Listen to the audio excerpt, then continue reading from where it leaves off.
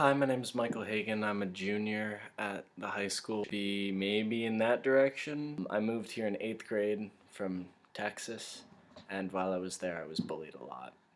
So the first year that I was there, which was 5th grade, someone decided that I was gay. They didn't mean that I was attracted to other guys. They meant it more of a title, like just something bad, something disgusting and terrible that no one should ever be associated with or near.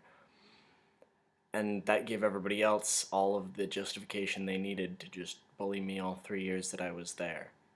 I had moved there from around here, from New Fairfield.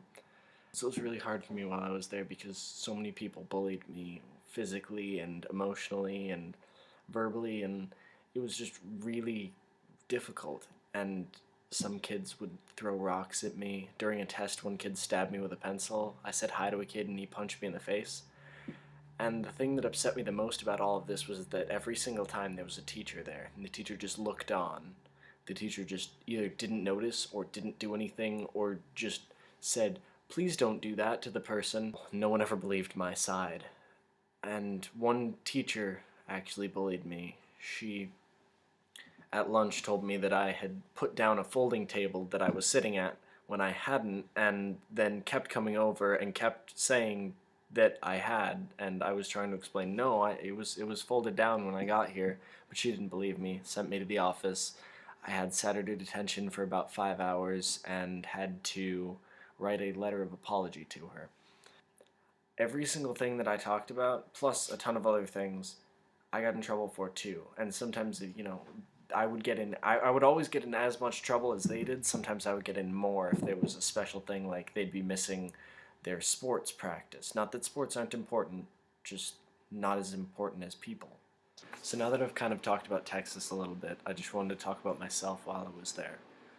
So as you might have guessed, I was pretty depressed. In fact, I was suicidal, and I almost killed myself. I didn't, as you can see through video, which I'm not dead. So there's an idea that when somebody says something enough, you'll start to believe it. So I started to believe, not that I was gay, but that I was scum. My sexuality has absolutely nothing to do with any of this.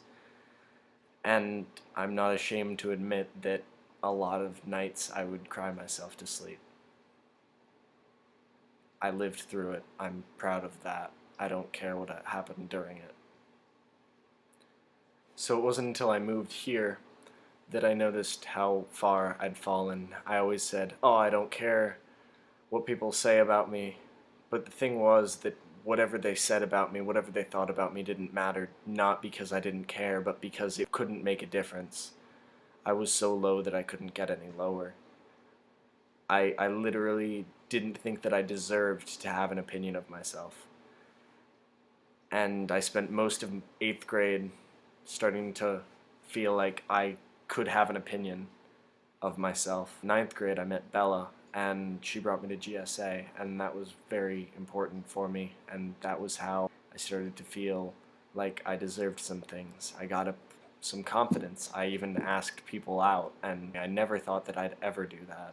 So for me, GSA was a place where I could go, and I knew that I wouldn't be judged, and nothing that I said would leave the walls, which was really important to me for the whole time that I was trying to get back my confidence. I didn't want to open myself up to anything that I might not be able to trust.